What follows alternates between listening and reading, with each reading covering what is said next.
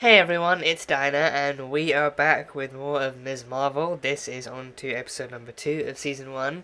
We had a pretty strong premiere, a pretty solid premiere, giving us a nice introduction to Kamala and who she is and what she is and what she's like, and a bit like a nice enough mixture of both her home and her school life and everything. So that was really cool.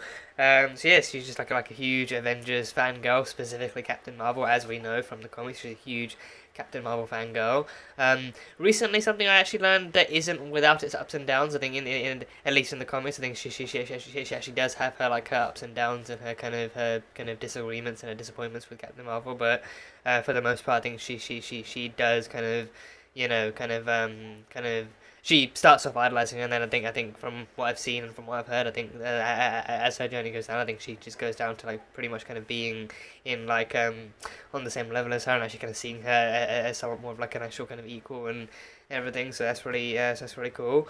But yeah, in this, I think she kind of has her own web series going on. She has her own web series under the kind of the channel name of I think Big Sloth Productions, I think it is, and she has like her own web series, kind of documenting like an animated web series, actually documenting the Battle of Earth and Carol's contributions to said battle and everything, and even like with references to Scott Lang's podcast and everything. So that's the whole thing. So I think this series kind of I think we like it definitely kind of so far allowed us to kind of view the MCU and the actual and view the actual world, especially post Endgame, through the eyes of someone who not only kind of is in the background of it to start off with, but also like someone who actually is like an avid follower and like an avid fan and like an avid kind of kind of enthusiast of all this kind of stuff in like a very very kind of fangirly kind of way, which is really really fun to see. So yeah, definitely kind of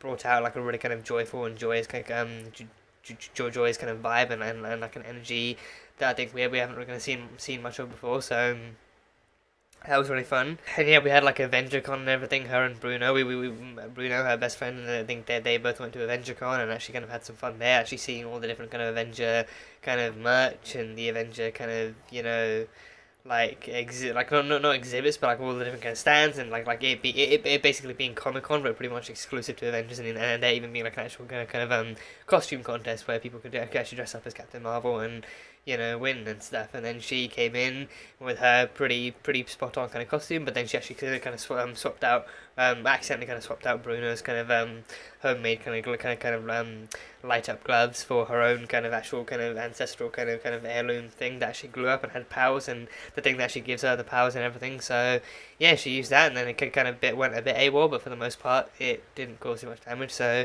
yes, I think now going forward, like now that she's actually realised it's not just a family heirloom and it actually has some kind of cosmic kind of power to it.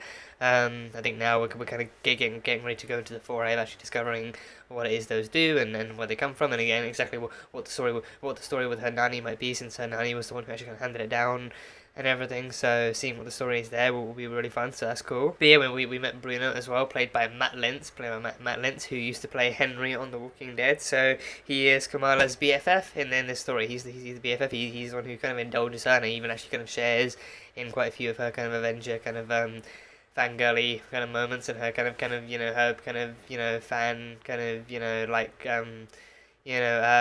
like adventures and everything. So yeah, I think he himself is really really tech savvy, like potentially even to the kind of potentially to like to the kind of to the aspirational levels of like Bruce Banner or Tony Stark. I mean, he dressed up as Bruce Banner for the AvengerCon thing, but I think he definitely kind of has a room chock full of tech and homemade tech and all that kind of stuff. So kind of like not to say another Peter Parker, but I think maybe like his own kind of way of actually being somewhat kind of comparable to Peter Parker. Because again, Bruno is human. Whereas Peter, I think it's fair to say that like his intelligence is at least like somewhat kind of amplified in certain aspects and in certain ways by the Spider Venom and everything. But Bruno, he is fully human, and he just kind of loves kind of making tech, and he's helped out the family with their own security system and everything. So he kind of loves making tech and designing tech and everything. And I think with the college stuff coming up too, he's even thinking of applying to Caltech, so he clearly knows where his interest and his future kind of lies and everything. So it's going to be interesting seeing that compared to Kamala's kind of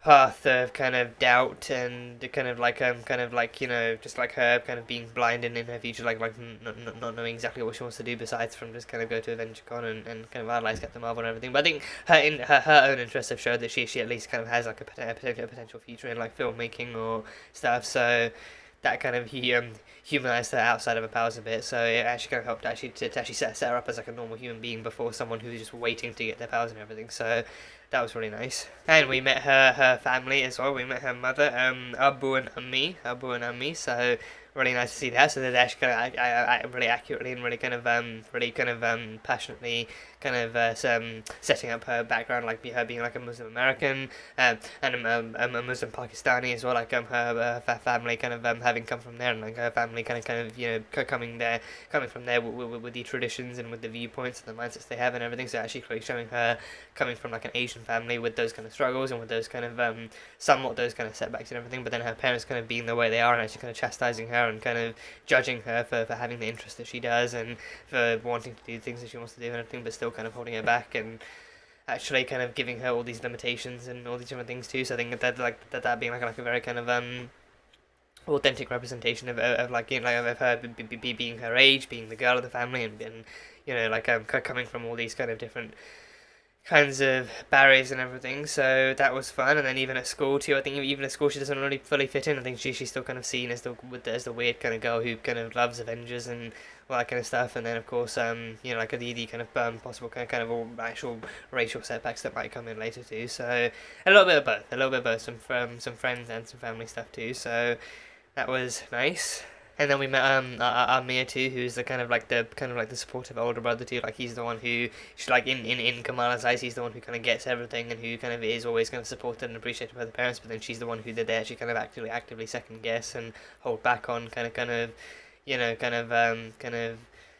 granting a lot of different kind of special permissions to, and actually granting like her wishes to and everything. But then her brother is the one that they always kind of favor and always treat kind of differently and everything. So, but then he's always kind of positive and supportive towards Kamala. He's always kind of supportive, and he even offers to actually put in like a good word for her to kind of help her get like to actually achieve what she wants and get what she wants and everything. So nice to see nice to see like a lack of sibling rivalry there and everything. So that's cool. But yeah, that is pretty much all I have from the last one. I think going forward, yeah, I think going forward we might just open up the pathways, exploring the bracelet and its powers and how she's going to use them, and even her exploring them with Bruno too, and them kind of having fun with it and seeing what it does. So should be a nice enough journey from here on out. So yeah, that is pretty much all I've got from episode number 1. So on to episode number 2 of Ms. Marvel.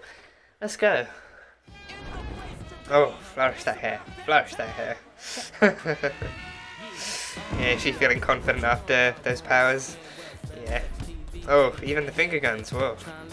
My name's pronounced Kamala. Oh, she finally corrects him after all these years, whoa. Oh.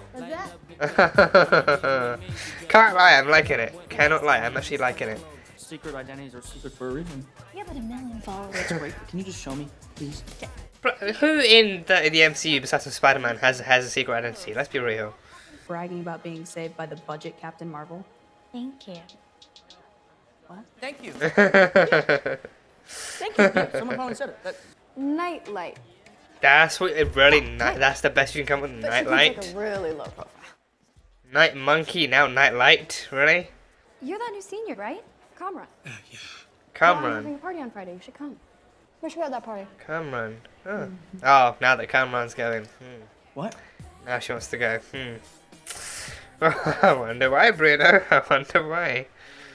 How does it feel? Like an idea come to life. Like she can literally envision things and create them with her mind. Almost like the Green Lantern powering. So it looks like your power isn't coming from the bangle. It's coming from within you. Like the bangle unlocked the superhuman part of you. Like an inhuman piece of her?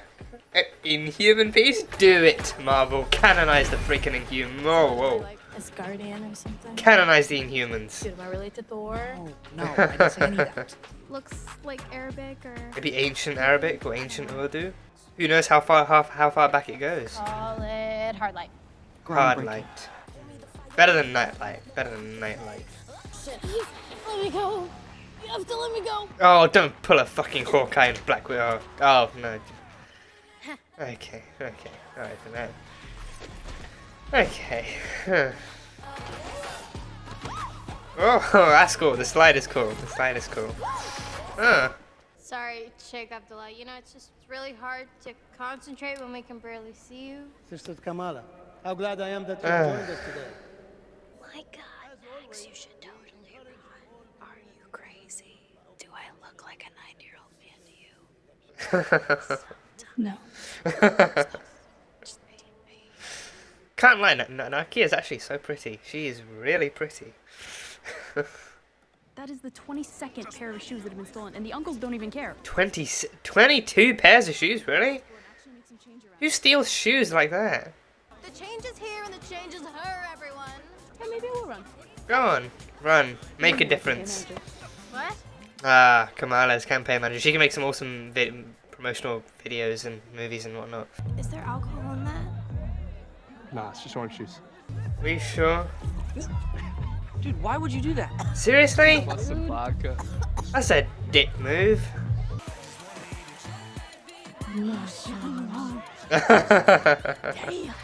God has willed it. God has willed it. Maybe both. Maybe both. Oh jeez, the fire on the 100s. Excuse me. Baziga, other stuff like that. I mean, it's not surprising you like Bhaskar. It's only SRK's best work. Yeah, I know. Popular opinion says DDLJ. Yeah. I mean, you can't go wrong with DDLJ. You really cannot go wrong with DDLJ. I like my cigar. You do? Really? Yeah, I watched it a few years back. It was very pleasing. Very pleasing. That's one way to describe SRK's work. Miguel, Paul, Nakia, Ryan. Bruno. See you later. Oh gosh, oh god. Don't do, are they gonna do a love triangle with this? Are they really gonna do a love triangle? Brian. Brian's mad. Why is Brian mad? He knows my name's not Brian. Oh, we're gonna have like a Bollywood musical number. We're gonna have a Bollywood musical number. Okay. So not Bollywood, but in Bollywoodish style. Yeah. How is Zoe's house? It's magical.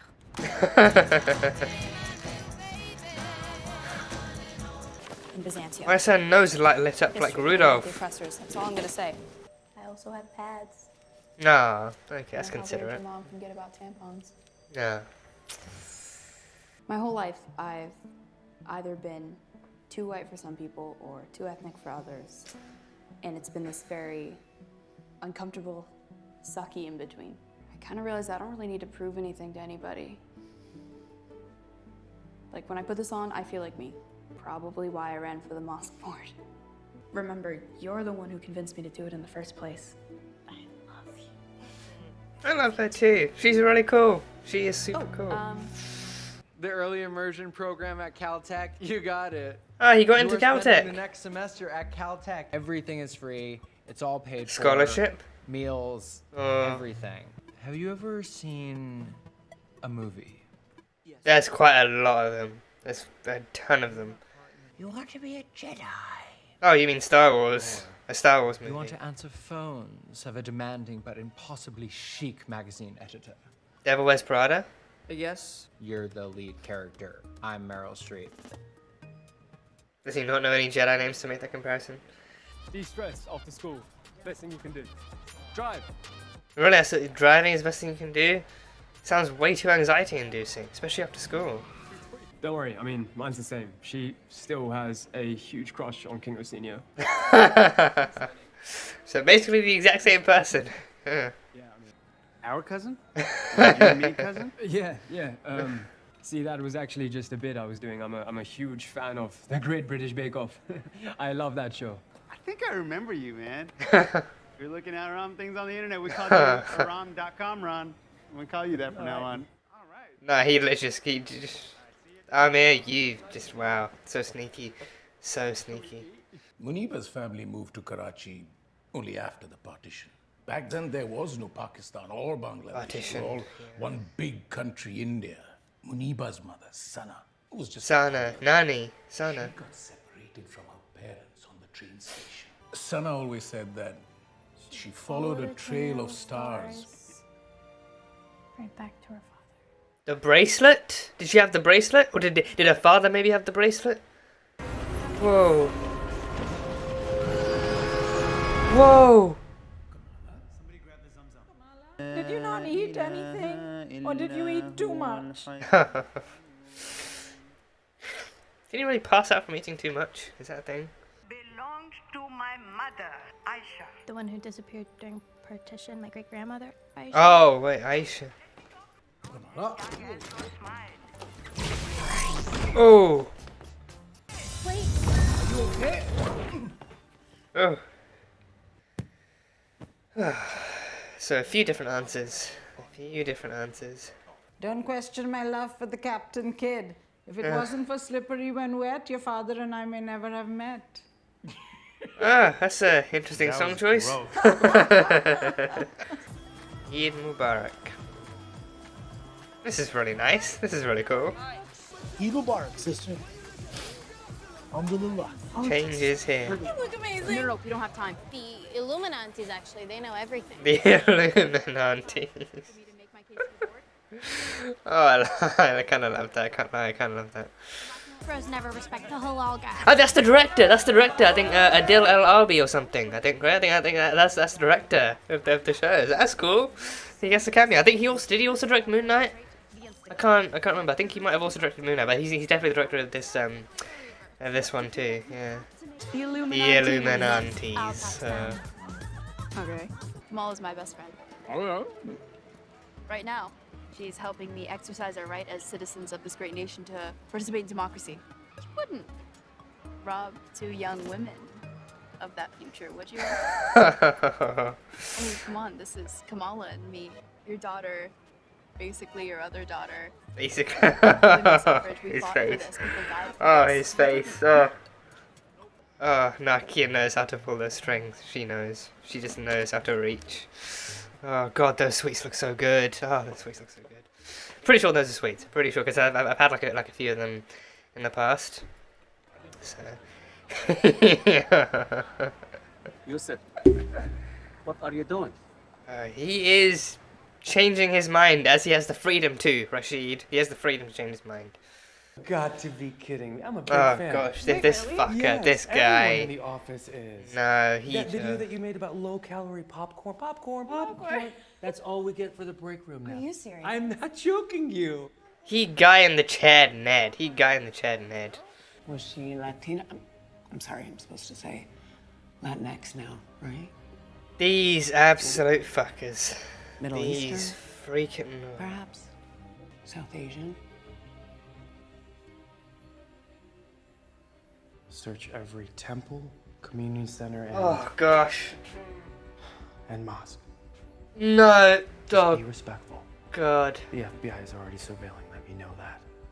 The FBI is surveilling mosques? Oh god, why does that just actually not surprise me in the slightest? Oh god, no, this is gonna go so badly. Oh, this is gonna go so fucking badly. Just god, those questions. Just Jesus. I heard that she had a secret affair and took off with someone. I heard she had many affairs and she had a secret family. I heard she killed a man. Really? You hear that? Happened during partition. Oh. Oh no. Oh. Okay, I thought this is kind of backstory that we're actually going to get justification for later on down the line, but yeah, like just sounds really dodgy now. Oh god. Oh no! Oh, god, I was about to say be careful. Oh, I was just about to say be careful on the edge. Oh, and Kamala's going to use her powers and they're going to come and they're going to see and they're going to... Oh, she's dressed up! She actually dressed up in the costume too. I mean, she probably had no other choice, yeah.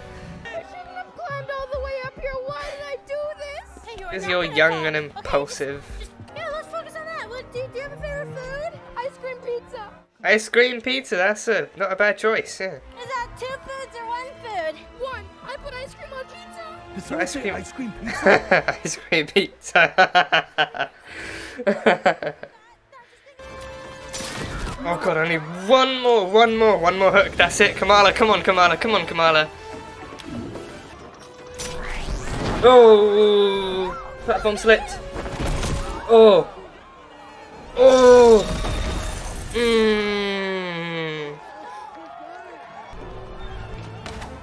Ah, superhero landing. Superhero landing. New Avenger just dropped. Ah, that's what I'm talking about. Whoa. Oh.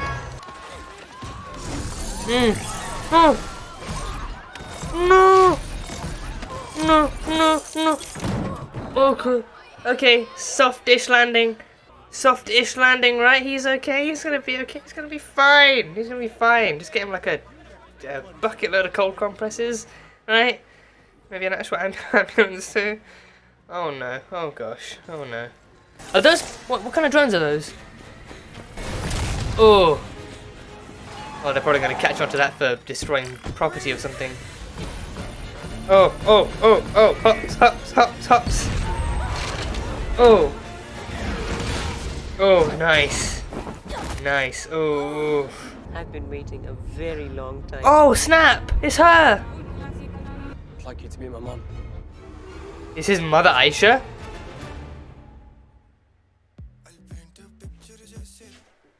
Okay. Okay, that was a... Okay, Okay then. Okay, okay, so, yeah, if my eyes look a bit puffy and wet, I genuinely was not crying. It's summer officially, like, the summer heat has officially hit us, which means the pollen rates have skyrocketed, and I am just inhumanely prone to hay fever, which means I, you know, I'm gonna be sneezing. I'm gonna be sneezing and running my nose and running my eyes and generally feeling like shit after sneezing, like, you know, a dozen or so times. So that is literally just what happened. I sneezed and sneezed and sneezed and yeah, so that's why it wasn't just, it wasn't that like emotionally harrowing an episode that I just couldn't hold back the tears. I genuinely just actually broke down and my nose just wouldn't stop. So yeah, so yeah, that's that. So just to clarify that. But yeah, that was a cool episode. That was a cool episode.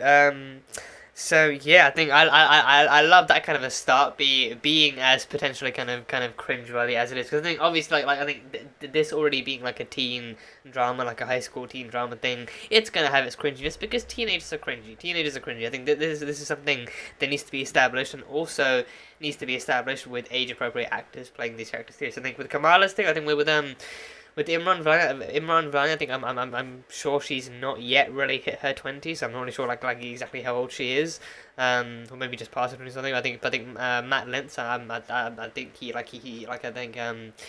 I think that there might have been like an interview he did for this one where he mentioned that he was actually in college when he actually he was actually like in that kind of like he actually started college when he got the call to actually accept the role for Ms. Marvel. So I think he's actually like he's already that old, but still I think for the most part though it's far better than what most networks and what most studios do when casting teenagers, when they cast like 27-year-olds to play 15-year-olds and everything. So it's better in comparison. It's arguably better in comparison. So there's that. But I think overall, I think I feel like if any of the high school scenes were like especially that opening scene kind of feels or seems cringy, it's meant to and it should, and if you feel like it's cringy, then that just means you're reading it right. So it doesn't mean it wasn't still funny, it doesn't mean it wasn't still fun or funny or anything like that. I think the whole point of that scene being like her having some kind of sudden but like spontaneous burst of confidence and kind of self-confidence and everything after using that thing, like to the point where she is actively correcting and confronting everyone in the hallway. She's confronting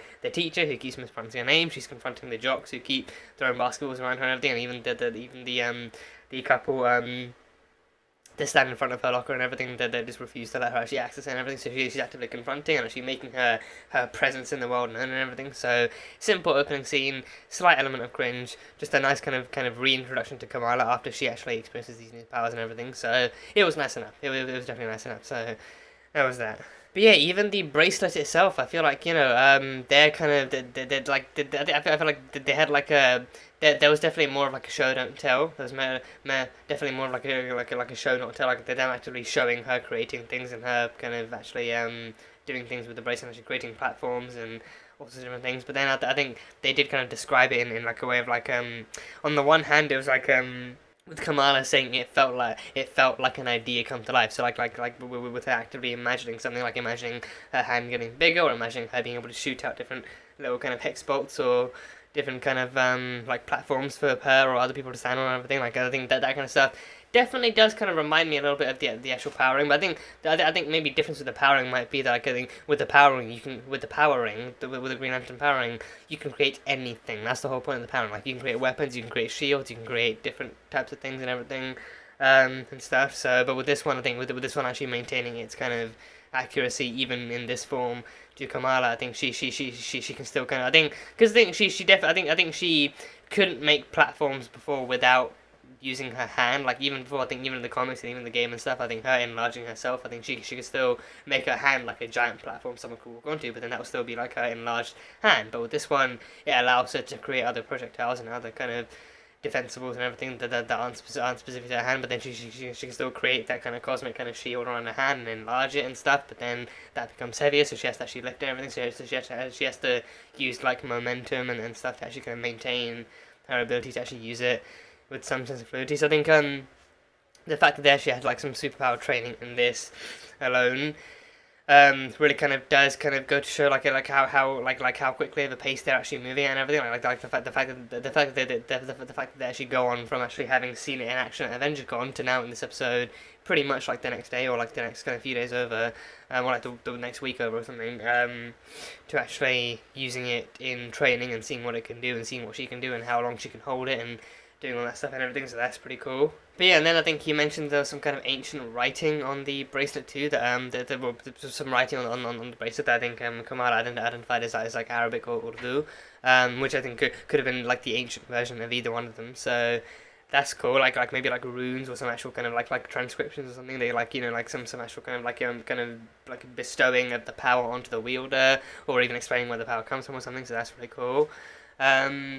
But yeah, I think, I think he also did then mention that the power doesn't come from the bracelet. The power is coming from her. Like the bracelets are just like the bracelets are like, I think even like her making the Asgardian reference too was the fact that, you know, like the bracelet kind of works similarly the way that Mjolnir or Stormbreaker does. Like those are weapons that act as conduits for the actual like the thunder powers inside of Thor. Like, you know, even like Odin mentioned, like, you know, like the hammer is made like a conduit for you to harness your powers and direct them and everything, but it's not the source of it. So the power is still inside her. But then in Kamala's case, you know, I feel like that definitely, like, I feel like it has to. I feel like it would be like a really dodgy kind of move for them to go to actually describe it, like to go that far with describing it, but then in the end to actually not kind of canonize it as like an inhuman thing. Because again, I think being inhuman itself is so. Because I think the power change was one thing that left people divisive, but then to change the source of her powers entirely and to make it act like her inhumanity isn't really a thing, I feel like that would be kind of changing the character's kind of thing way too much and everything. So, you know, I feel like that has to be like a hint to like her, like the inhumanity inside of her, like her inhuman genes and everything. So maybe if there's like something, maybe if there's something similar to Terrigenesis within the bracelet or something, maybe something similar to Terrigenesis that like acts as like an activator for her powers and activator for her inner kind of abilities and everything, then that would be really cool. So I think maybe this could be the way, because I think again, I think they can, canonizing can mean like a few different things, just basically saying like, you know, like because I think what I've seen people doing is saying that, oh, they can't canonize the Inhumans because the TV show was crap, or the TV show, like, they didn't like it, or it wasn't successful or whatever. But then the Inhumans show with the family, like with Black Bolt and the family, is not the only Inhumans Marvel product out there. Like, Agents of S.H.I.E.L.D. has covered Inhumans in a myriad of different ways, and has covered it very extensively too. So like that history alone, like, you know, even if you're not gonna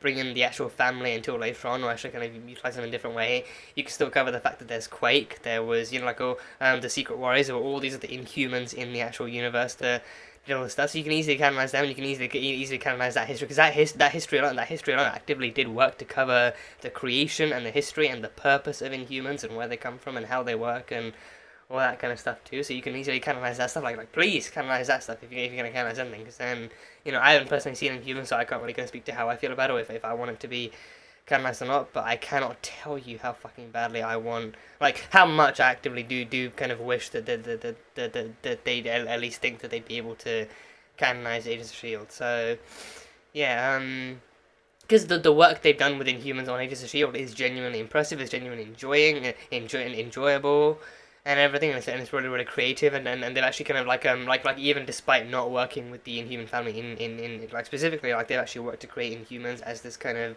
as like a story and as a species and as like an actual kind of category within the MCU and within the Marvel universe so fluidly and so kind of extensively and so dramatically, and I feel like it could definitely work. I feel like it could actively really kind of work, and I think I feel like because of that too, because the Inhumans on Agents of Shield and Agents of Shield as a whole has like as a show has for the most part it's been received so positively and so like wholesomely and so in such a like a widespread way too. I feel like they'd unarguably have a lot more success involving them and including them than they ever would with the Black Bolt thing. Like I think with Black Bolt, I feel like they got really really lucky with including him in Multiverse of Madness, even though they had him so briefly and stuff. Like they definitely kind of got lucky with that one too. And I think even with that one too, it's like even with that one too, they went as far as to actually like not even to recast it. Like they never even like literally. I think literally like the only kind of character face that they actually kind of bothered recasting was actually Mr. Fantastic. With that one, they didn't really bring back the guy from the originals who people actually do love. I think I for one did actually enjoy Johan Grufford in the original Fantastic Four movies, and I know that people out there definitely did too. So even if they brought him back, I feel like maybe that would have been like an even bigger surprise. But then because of John Krasinski being the bigger fan casting, they brought him in just to see how audiences react, and then it was a really positive one. But then Anson Mount, from the Inhumans TV show, I think they brought him back. Could have easily been like a really big risk because people didn't really take well to the show, but then people loved him and they thought like, oh, like this actually seems like an actual comic accurate kind of version of him and like a more accurate version of Black Bolt for the movie too. So I think that was received really really positively, and people even said, okay, well we like this one, so actually bring him back and make like a new Inhumans with the same cast and give them like a better like a story and everything. So I feel like they could like even if they're not gonna do the family anytime soon, because like if they can do a family, they're easily gonna focus on the Fantastic Four. Like at least do Inhumans, at least actually kind of bring in the Inhumans, bring in Shield, bring in the Warriors, bring in Quake, the friggin' face of the Inhumans and everything. Quake just being one of their most iconic kind of activists and fighters and supporters and everything. Just bring her in. And I think Daisy alone would actually know exactly kind of what it means to actually be to have these new powers thrust upon you and to have this kind of power hiding within you and to fight it and to struggle it, but then to eventually embrace it and accept it as part of who you are and to have that journey as well. Like have her kind of actually passing down that journey of self-discovery and power onto Kamala. I don't know why you wouldn't give that to. I don't know why you wouldn't give that to audiences. Like that is just like that is just wow. Just do that. Just do that. So yeah. Like obviously, like not in a way that it actually overwhelms the story, or actually kind of has kind of Daisy actually overwhelming her own kind of aspect impact on the story. But then actually bring her in, maybe having her give Kamala a pep talk, and actually giving her that kind of thing too, and like would be great. So just like overall, just kind of don't be afraid to canonize the Inhumans or even canonize Agents of Shield. Just do it, just do it. But yeah, I think it would be genuinely cool to see if Terra Genesis is actually does kind of have any linkage to the bracelet, or if the bracelet kind of works in similar ways. Right, because the bracelet itself too, I've kind of based on the actual the kind of really kind of like the strong kind of lack of history as thus far too, but then especially like at the very end too, like Kamran's mum as well. I think I'm assuming that has to be Aisha, because I think like the lady she saw at home and in the vision she had at home, and also on the roof as well, on the roof of the mosque too.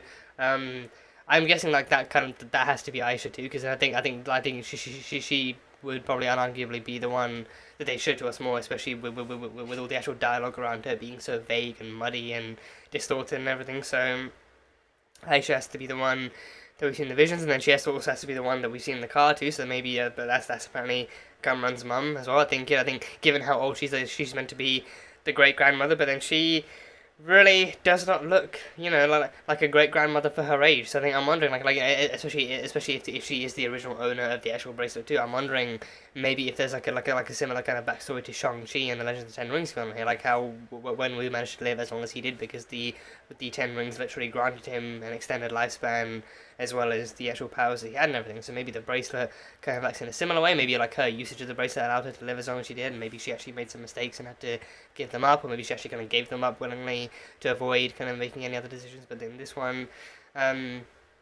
she seems to have come back to. So yeah, so yeah, I think I'm kind of wondering like if the bracelet kind of has that kind of history too. Maybe it's like an actual kind of, maybe actually has some actual linkage to Terrigenesis or to Inhuman stuff. Because then again, Inhuman stuff is actually Kree stuff too. Kree, we have the Kree in this. We have the Kree already. Well, like the Kree have been well established in the MCU in the actual movies too. So I think there's kind of no difficulty with actually bringing them in and having them kind of confirm that, oh yeah, we did that, we did all that Terrigenesis stuff, we created Inhumans way back when. We're all too familiar with Terrigenesis and all that kind of stuff. So maybe it does work in like a similar-ish way. So I guess we have to wait and see. Also, can't help but wonder because of the convenience of Aisha being Kamran's mum. Can't, and especially with him being the new kid, like the all of a sudden kind of new kid, the new senior that comes in as well. I mean, because I'm pretty sure seniors are pretty much like the kind of exiters of high school as well. Like they're like, you know, like once you become a senior, like the next step is leaving and going to college and all that stuff. So him being a senior, him coming in, him being that old, and him, you know, being the kind of suave, charming new boy on the block, and Kamala and Nike instantly being head over heels too. I kind of feel like he had to have been planted there, because then again the bracelet was activated for the first time in presumably years in the last episode too. So I think maybe then that kind of worked in like a similar way to the Ten Rings. Maybe the bracelet activating actually kind of sent out like a signal, or like acted as a beacon for Aisha. So then she found out, oh, the bracelet's been activated, so it's in use again. So maybe one of her descendants is actually using it again. So then maybe she sent her son to find out and to investigate and everything, or maybe she already knew that it was Kamala, and then she sent her son to find out and investigate and everything. So then could be that, you know, like and especially the fact that you know, Kamran doesn't seem all that phased at the very end too. Like he doesn't seem all that phased or surprised that you know that Kamala's in this costume, she's using this, and I think he even like even his delivery of the line like, you know, I'd like you to meet my mum. So like he clearly kind of seems like somewhat in awareness of what's going on. So I kind of can't help but feel like, you know, he's been planted there by his mum to actually investigate and see who the new girl is that's actually harnessing her bracelet and the powers that she wants that she wants inhabited and everything. So yeah.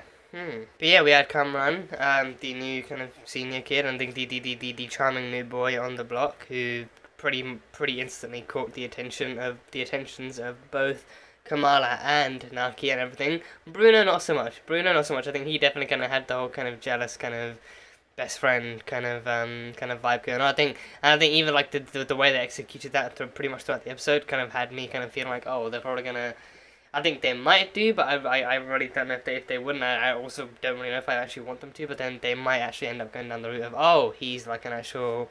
It's gonna be like so almost like a love triangle thing, where it's like, oh, like you know, like Bruno is the best friend who's suddenly maybe kind of coming close to admitting his feelings for Kamala or realizing them, and then Kamala feels the same way, or maybe she doesn't, maybe she feels conflicted, but then like a new handsome and charming boy comes along and he captures Kamala's attention, and then Kamala's almost instantly enamored and everything, and then Bruno's just kind of left on the side feeling jealous. Even the name scene was so fucking cliche. The name scene was so cliche, like getting every single person's name pitch perfect right and spelling right and everything, but then it's like, instead of Brian, he's like, and Brian, good to see you, Brian, nice to meet you, Brian, see you later, Brian, just, you know, like, just ridiculously on purposely, ridiculously deliberately getting his name all kinds of wrong, and then Bruno would be like, Brian, really, that's what you want to go with? So yeah, and then even Naki taking the moment to actually mock him, feel like, oh, Brian's mad, what's wrong, Brian, why the long face, Brian? So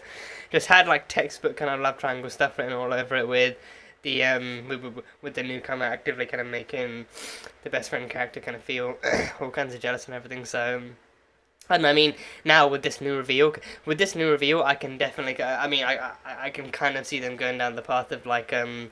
I can kind of see them going down the path of him being like, you know, okay, sure. So initially, I was planted here to surveil you and to investigate you and to see what was going on and to see if you really were the one who would actually activate the bracelet. And I think so initially he was there to form attachments and to actually kind of investigate and everything. But then over time, he gets to know her and he gets to see her for who she really is, and he develops feelings and all that kind of stuff. So I'm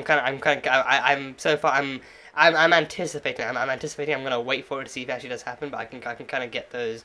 I kind of get that feeling like a tingle in the air, like, oh, it's gonna be that kind of scene, like, oh, like initially I was here just to investigate you and to see who you were, but then we actually spent time together and you seem really cool and chill and I'm into you, and or maybe he's just like he actually, you know, his feelings towards her changed or something. So I don't know, but either way, but I mean, he is actively older than her, right? Or I don't know, because I think he definitely kind of, he doesn't fully seem like he's within her age range exactly. Because then, like, if Aisha is also like presumably his mother too, like depending on when she had him, or maybe she adopted him, or just whatever happened. I kind of get the feeling like he could also easily be older than he actually lets on to. Like I think not to say that he could have easily wielded the bracelet or kind of had some kind of other kind of life elongating process done to him too, but I feel like he actively does kind of seem and also sort of look older than he is too. So I really don't know if they can actually kind of justifiably, or I mean it's never stopped Hollywood before, but then again this isn't really meant to be that kind of a show, that kind of a story, so and they can't reasonably do it within this kind of context or setting either. So I really can't really imagine that they'd actually go that way, but. Yeah, I think that's the one kind of, you know, kind of hope that I have that they actually don't go in that direction or anything. So I guess we'll see. I guess we shall see. And speaking of Bruno too, Bruno got into Caltech. He got into Caltech free of charge too. So I mean, at first I thought maybe scholarship, but they didn't really specify, because I'm pretty sure like scholarship is when the school actively does pay for your expenses and actually does kind of actively support and fund your, you know, your academic kind of education and everything. So I think, still don't know if it actually was a scholarship or if it was meant to be kind of vaguely implied or something. But either way, he got in, and he would be able to go to campus and dorm and all that kind of stuff. So yeah, but then he was feeling hesitant. I think also mainly because of I think I can't help but wonder if he actually. I feel like he probably would have either way. I think maybe he actually kind of would have either way. Like he would have felt hesitant either way. But then because of the whole kind of Kamala and Cameron thing, like having her attention actively diverted to someone else and to somewhere else, I feel like that kind of made him feel even more hesitant. Like, oh, so he's about to leave and he might even be ready to embark on this new journey, and then she might not even notice he's gone, or she might even not notice he's leaving, because then her eyes are captured by this charming new stranger in town. So it just kind of like made him feel kind of even more hesitant to actually accept it and everything. But I felt like without that he might have still felt worried. But then he actively was going to talk to her. He actively was going to talk to her about it. But then she had the driving lesson with Cameron and everything. So he definitely kind of would have felt that way and talked to her either way. But then I think the fact that like the situation had changed that drastically definitely didn't make him kind of feel even more slow about it. So yeah, that was the whole thing. And I also can't help but wonder if they are actually going to confront him having feelings of Kamala, like if that's going to be a thing, like if he actually does feel that way, because then, I mean, it wouldn't truly be out of nowhere. I felt like it really wouldn't be that kind of spontaneous, because then on the one hand, he is pretty well connected with the family as a whole. He has integrated into he has somewhat kind of learned about and actually kind of connected to her culture in like some in different ways, and he's connected to the family, like he's an active kind of like a communicator with them, and he's in like an active kind of positive and kind of soft kind of relationship with them and everything. So I think like he's good with them and the family's good with him and everything, so they know each other and they know each other well and everything, so there's that. So then I'm kind of wondering like maybe it could be like feelings he's held for her for years on end without actually saying anything, or maybe like feelings he's kind of wondered if they're real or legitimate or anything. But then now that someone new has come into the picture and Kamala has shown an interest so passionately and so immediately, now it's actively forcing him into that corner where he actively does kind of feel jealous and kind of sidelined and everything. So, and of course him being aware of of his position as a best friend too, he feels like maybe that's all he'll ever be. And you know, hopefully like they do execute that side of the story with like some with like him having like him being able to still respect kind of Kamala's wishes and everything, but then him, I think maybe kind of like feeling like his position as a best friend kind of deters him from being able to actually kind of, you know, kind of confess his feelings or even pursue that kind of a connection or relationship with Kamala. I think maybe like that might be how he feels. So then he truly doesn't know like if he's actively going to go with like an actual open mind and like an open heart, or if he's going to go just because he feels like, you know, Kamala's really not there for him. I also think, you know, I think with them being teenagers too, I feel like the way they execute that could easily kind of be messy or emotional or just kind of be really angsty. But then at the same time, I feel like, you know, it could easily end with some maturity too. I think it could easily kind of like top off with some maturity, and I think it would kind of be interesting to see like how exactly like they would actually kind of tackle that and maybe actually confront that like head on too. So I guess just seeing how it develops could be interesting. So yeah. And Nakia seems really cool too. Nakia seems really fun. Also really pretty. I think I mentioned it before. I'm not embarrassed to mention that again. She is really pretty. She is really super pretty. um, but yeah, she seems really cool, and I think she is the she's basically the other. I think as she declared herself to be to Abu, she's basically basically the other daughter. Kamala is his daughter, and then Nakia is basically his other daughter. Basically his other daughter and everything. So that scene of her actively pulling those kind of emotional and kind of those kind of strings with him, like, you know, you wouldn't want to deprive us.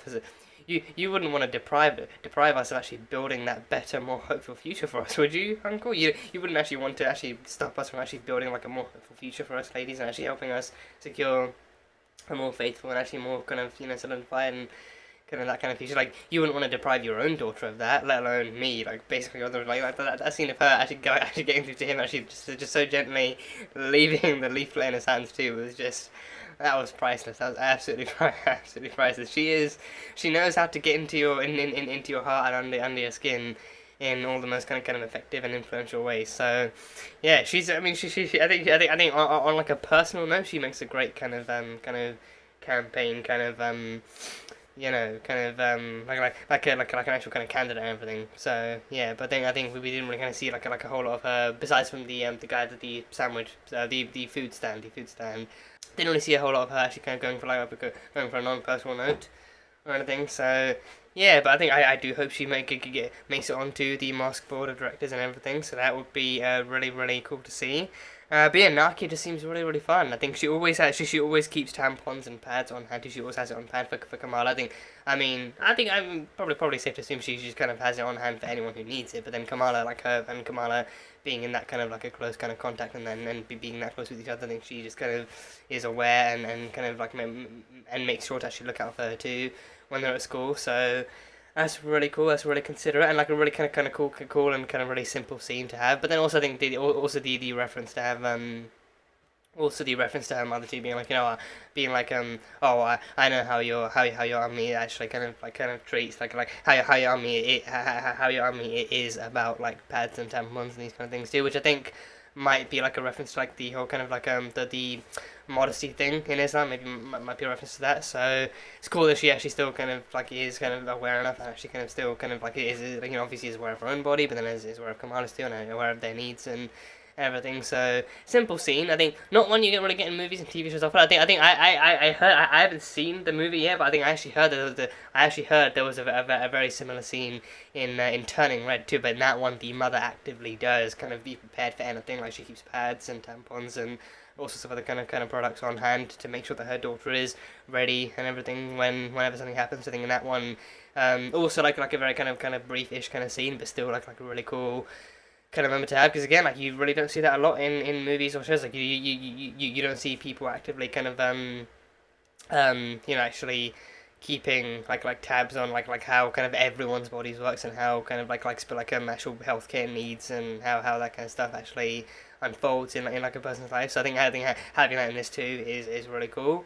And really kind of shows that like stands to mean a lot and stands to mean a lot and shows a lot and everything too. So it's really cool that Nakia is prepared in that way for herself and for Kamala and for again anyone else who might need it. So that was cool. Yeah.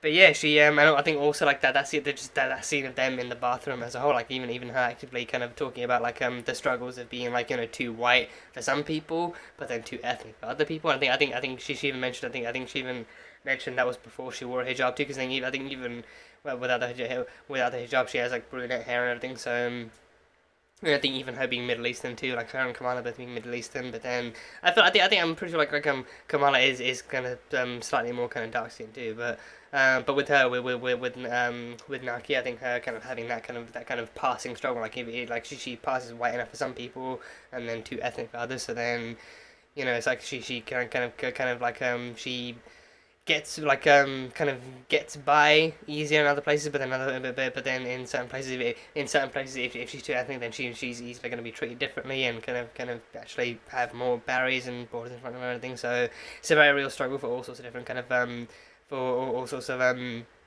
just anyone who's really not white. Anyone who's not white just kind of has that kind of problem, like if they're like mixed race, or if they're kind of light skinned or dark skinned, like if they're lighter than mixed race, or if they're just kind of like any kind of like, you know, like if in some cases they're too ethnic or too dark skinned or too kind of, you know, like too much of a person of color. But then on the other hand, they might kind of pass more easily or something. It's like it's essentially just kind of just bullshit kind of racism happening either way. So.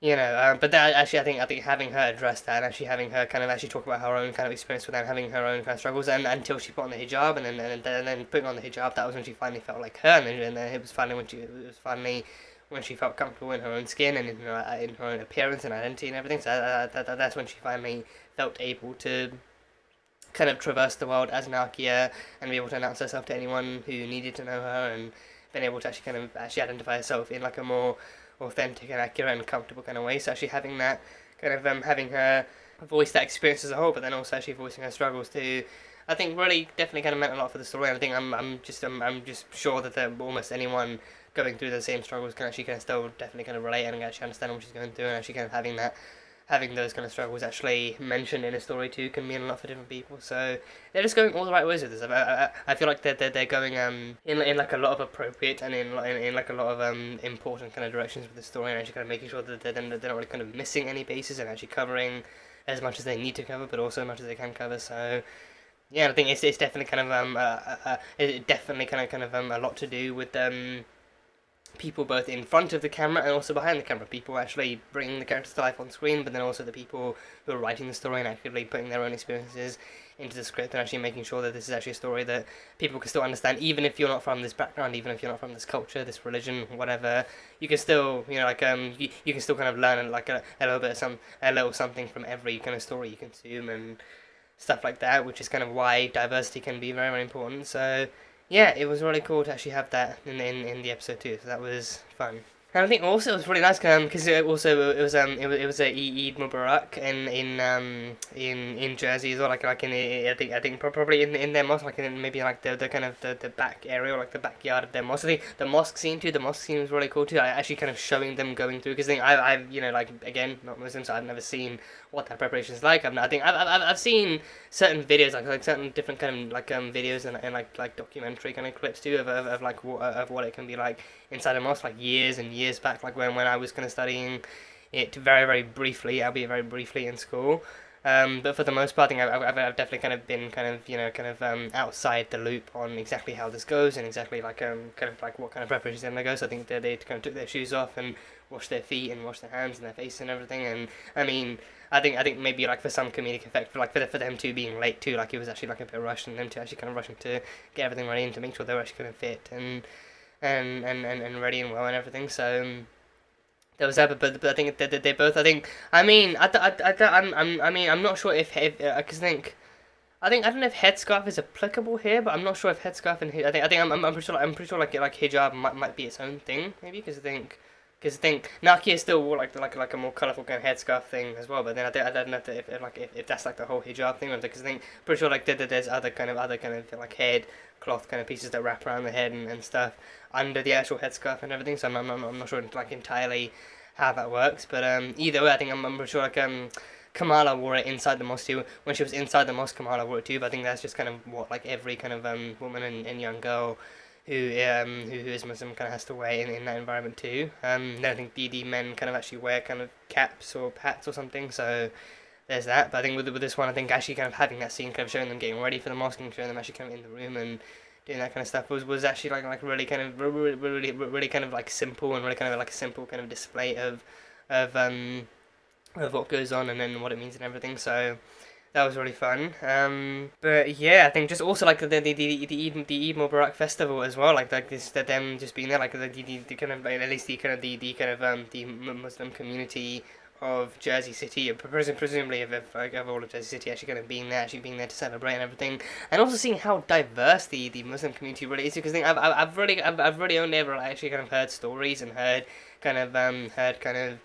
not witness accounts, but like heard like people kind of like heard from different people within the community of like how many other people they've met that are from different countries and different races and everything. Because then you can also very easily be like a white person and be Muslim, because then Islam in itself is a religion, but it's not inherently exclusive to any race or any nationality or ethnicity or whatever. Like you Middle Easterns and Asians being Muslim is a thing I think probably is pretty probably most common, but then you can still like Amir's wife Taisha, I think her name is Taisha. I think she's a black woman and she's a Muslim, so that's great. So they're getting married and she's a Muslim. I think Bruno probably isn't actually Muslim himself, but then he's still kind of connected enough to the family. And everything, and he's still dressed up for the occasion, because then he said I think he agreed to actually go with the family to eat and everything, so he actually kind of got dressed up and everything, so he was there. But then there were white people there were black people there were Asians and Middle Easterns, and just all sorts of like just people from different kind of walks of life and everything. So I think Islam is definitely kind of, I think it is definitely kind of shown to be the kind of more kind of like somewhat more kind of racially diverse, because then again religion is religion, like no matter what race you are. I think like my kind of understanding of religion itself is that like no matter what race you are, you can still very easily be a part of any kind of religion you seek and everything. So I think because that is also really nice. It's really like nice for them to show that you don't have to actually be from like a specific background to actually kind of be Islamic or anything. So you can definitely kind of join. I think don't know what the actual kind of process might be, if there's a process or something for joining or anything, or actually kind of being a part of the community or being part of the religion. But either way, I think it's nice to see that you really can look like anyone or be anything or whatever, and you still join in, because I think the kind of foundation for kind of religion in that sense I think should just be that as long as you believe and you treat each other well and all that kind of stuff, then religion can easily be fused. I think that them actively kind of making that kind of simple show of showing people from different walks of life and different kind of colours and races and all sorts of things can just it can really kind of be for anyone. So yeah, so that it was nice. It was nice enough to see. So yeah, and I think there was a story that Abu shared at the dinner table too of I think Sana. I think he mentioned Sana was Ummi's mother. I'm pretty sure he mentioned that Sana was the grandmother, the actual the mother of Ummi. I think her name is Muniba. I think her mother, so the grandmother of the kids. And then I think she was the one the story about the train was about. Like she couldn't get on the train. Like she lost her father's hand. She lost her father's hand like trying to get on the train. She couldn't find him, but then she followed like a trail of stars and found her way back to him. So I think that has to be in some kind of relation maybe, because then I think then my kind of question was, did she have the bracelet and she used it, or did he have the bracelet and he got it back, but then can he use the bracelet? Like, is there a thing to do with that or something? So, I don't know, but either way, I think she followed the trail of stars, which I think would also kind of very easily visually match to the powers of the bracelet and the way the bracelet powers look and everything. So, yeah, it's cosmic, so stars could easily be involved in some way, so that was cool. But then he mentioned that. But then I think he also mentioned Aisha, who was the owner of the bracelet. The actual already like how far back in their kind of in their kind of bloodline they had actually managed to trace the bracelet as far back too and everything. So she is the actual original owner of the bracelet. And even me isn't really too happy to talk about her either. Like she is someone who apparently like even the Illuminantes. I can't even say it, like how much I actually kind of love that name. The Illuminantes, the gossipers and the the kind of telltales of that kind of their kind of little sect of the community too. Like just the avid gossipers. The avid gossipers are the ones who like to tell tales and spread rumors and everything. And even just all of them coming up with different stories. Like, oh, I heard she had an affair. I heard she had a secret family. I heard she once fucking killed a man. So yeah, pretty much everyone in their community who actually knows about her pretty much doesn't really kind of have anything good to say about her. So I'm kind of wondering, because then I think in these kinds of stories too, it's almost always the case that like people who have the stories to tell are the ones who just kind of either make stuff up or they just kind of somehow have the worst kind of witness accounts of it. But then once you actually meet the person, you find out that they either didn't do anything as bad as people are saying, or maybe they're actually innocent and they were framed, or it was just kind of like it was taken out of context or whatever. So I guess it wouldn't be, given the MCU's history with some of their villains, I guess it wouldn't be completely out of the ordinary for them to actually take someone who actively does do something good for the do something wrong for the right reasons, but then still somehow try and vilify them, or still somehow try and pass them as a villain. So maybe maybe you could also be that like especially because they use the partition, they use the actual partition of India, like the partition of India between countries and between religions as well, and in that kind of story to actually kind of showcase like exactly how kind of strugglesome and troublesome the kind of event was for the family and for families in the area, and like for pretty much for the entire country that kind of then split off and became India and Pakistan and all that kind of stuff. So maybe that I'm wondering maybe if any of her actions, like even if she really did kill a man, maybe if it was like an actual enemy, or maybe if she killed if she killed a British person, maybe, or if she actually killed someone like involved with the partition, or involved with all the kind of horrible things that actually happened to the people of India and what would like to become Pakistan at that time too. So maybe if she actually was trying to fight for freedom, or maybe fight for justice or vengeance or something. So maybe if they're actually going to give her that kind of a story. So I don't know. Yeah, I guess I should find out. But then I think people generally kind of don't really have like a good enough kind of like a very very positive kind of outlook on her, and definitely going to see her in like a bad light. So I'm kind of all the more curious to find out what her story really is, and if she really is like a misunderstood hero, or like an actual kind of like a villain with like a grey area, or like a villain with like the right kind of with the right intentions and everything. But then just as textbook goes, just like the wrong, or like more kind of violent kind of way of doing things, or like not violent, but like this is like the way of doing things that most people would kind of frown down upon, or would frown upon or something. So I don't know. I guess we'll have to see. But that story alone, I think that story also like definitely kind of helped to actually connect her Kamala to the history of the Bengal too, and actually her going from seeing all those people in her vision in the first episode to then only really seeing Aisha, to actually seeing her great grandmother and everything at home and on the rooftop as well. So yeah, maybe that's actually her finally connecting to the owner of the Bengal, and actually kind of finally connecting to her great grandmother. But now she's actually potentially here in person, so now she can directly ask her for any questions she has about the Bengal and its powers and where it comes from, and if it actually kind of does connect to any kind of hidden power within her or anything. So yeah, that would be interesting to find out. So yeah, and I think because I think so I mean they had the party too. They had the party where they actually met Kamran as well. But I think I think the opening of that scene alone, like that absolute douchebag trying to actually like even, because I think even if he didn't know that they were Muslims, because then I think it's also the fact that I think drinking alcohol of any kind is also is also haram. I think I'm pretty sure it's like eating non-halal meat and drinking alcohol is like both like haram things in their kind of religion and in their respect and everything. So I think they like, I mean, him doing it like regardless of whether or not he knew, actually lying to someone that you like alcohol isn't in the actual kind of drink, dickish move regardless. But then I think actually made even worse by the fact that he actively does deceive them into drinking that, and then that kind of puts even more kind of stress onto them, knowing that they're because I mean, in their defense, it was unbeknownst to them. Like they were at first told that it was just orange juice, and then he kind of snickered and said, "Oh, maybe with like a little bit touch of vodka, or like a dash of vodka, and this and that and everything." So yeah, I think that kind of display too, showing that showing that they actually can't really kind of be in that situation, actually be consuming that kind of fuel drink, because it's their personal beliefs, and it's the thing that they have to do and everything. But then showing like just how little some people know or get to know. But then even that, I think the kind of basic, just that being the guy actually kind of like deliberately kind of lying to them and actually deceiving her into actually kind of like into drinking that too. It's just I think I feel like it's definitely like an all too common thing, regardless of who it's done to. But then the added insult to injury of her doing that and what it actually means for her belief wise and everything just kind of adds salt to an open wound. So I think that scene was definitely not the best opener. But then of course it was also the scene where she met kind of Kamran and everything, so I think it had like a lighter kind of ending to it and everything. So there was that. And I'm pretty sure too, I think I recognized it almost instantly, because I've seen his face straight on, because I think I'm pretty sure, well, I think, what was that, him? I think no, it wasn't him. I don't think it actually was him. No, I think it was Mohammed Diab. I think I'm pretty sure it was Mohammed Diab.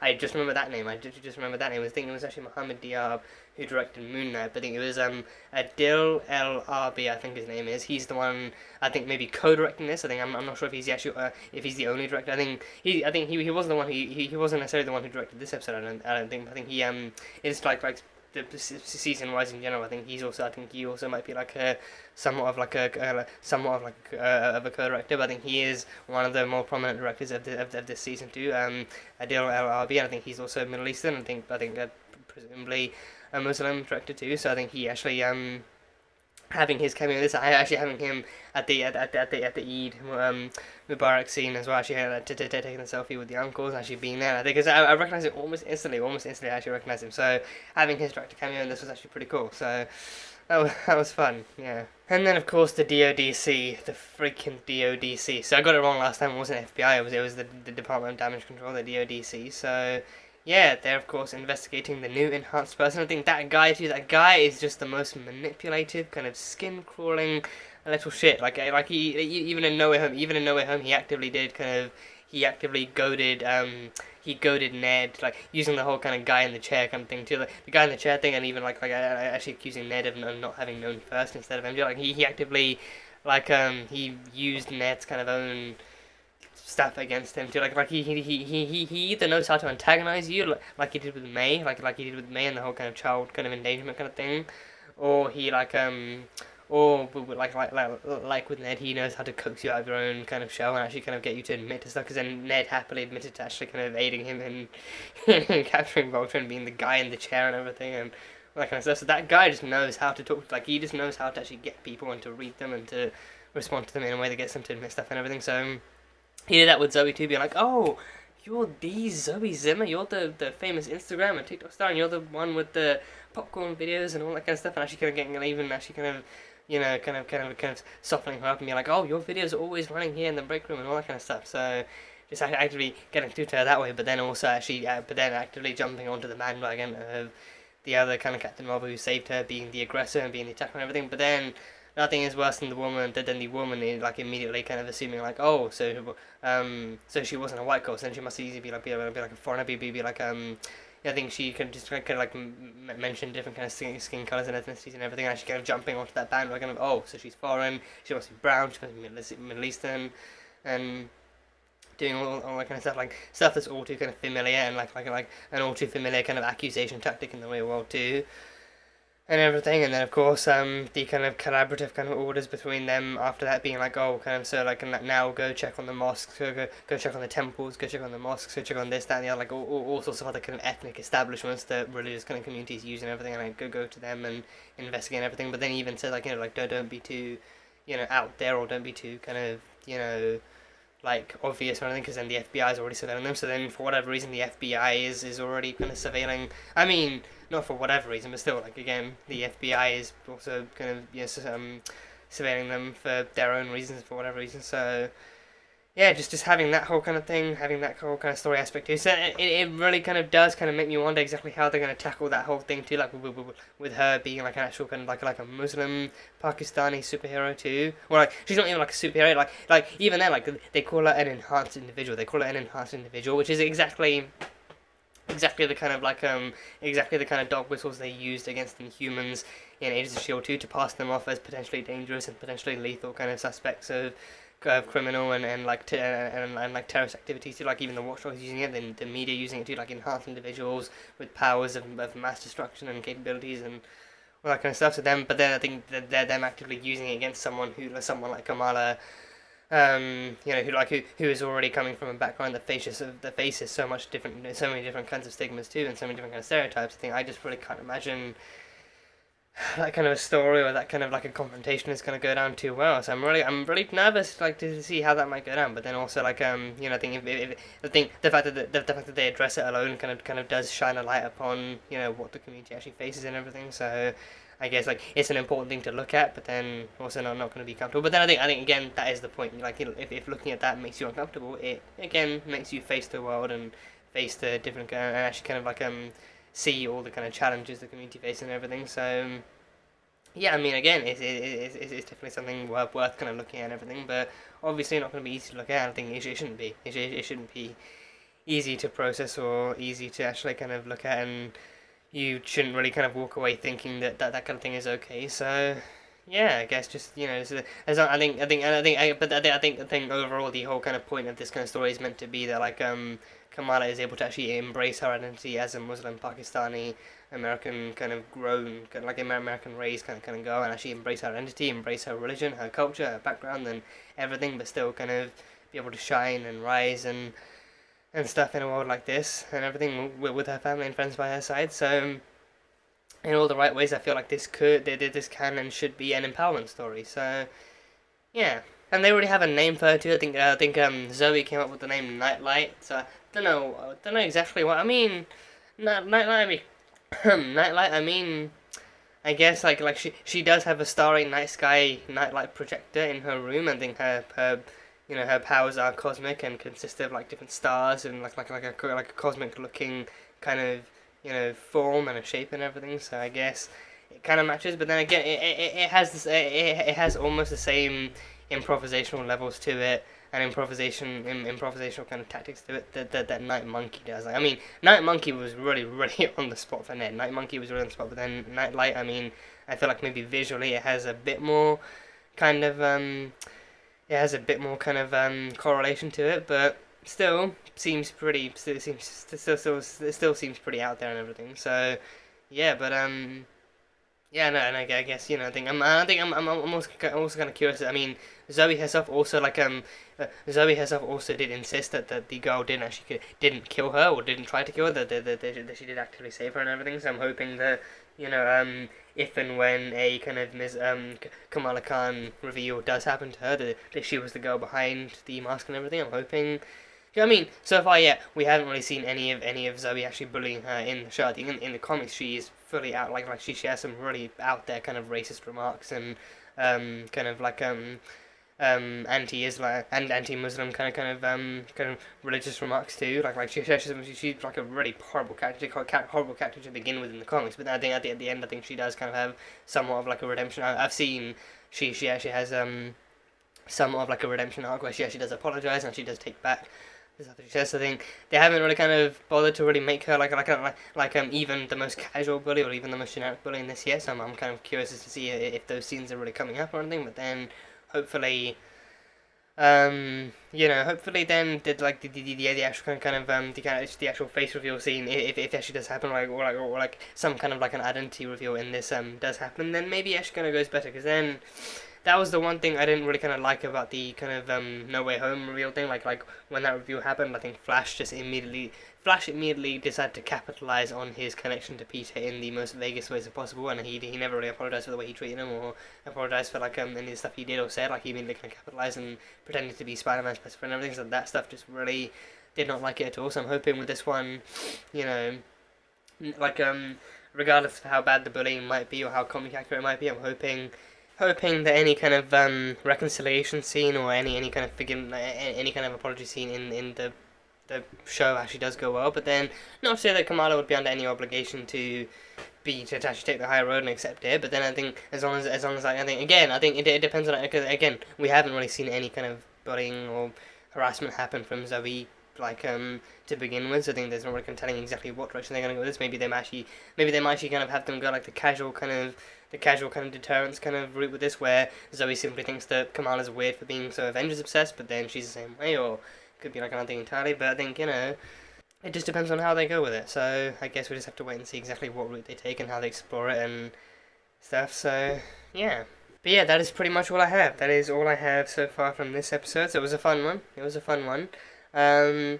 But yeah, so looking forward to seeing how the story continues and how the conversation with Aisha goes, and how much Kamala can actually learn from her and how much information that Aisha can impart, and also the kind of true story from Aisha's eyes too, like exactly what she did to actually kind of earn such a harsh kind of perspective and such a harsh kind of treatment from the rest of the community, and exactly what she did all those years ago, and where the bracelet comes from, and even where she got it to. So all that history hopefully gets uncovered soon, and we can learn more about the bracelet and Kamala's future and all that kind of good stuff. So yeah, we'll see how it goes. So yeah, that is all for now. So that was Ms. Marvel Season 1 Episode 2. So thank you guys as always so much for being here and for watching this video. If you guys enjoyed it, then feel free to leave a like and comment on what you thought of the episode and what you think is coming up next on Ms. Marvel, or what you hope to see next. For those interested, full-length reaction over on Patreon, so you can go check that over there. And yeah, that is it. So until next time, bye bye for now.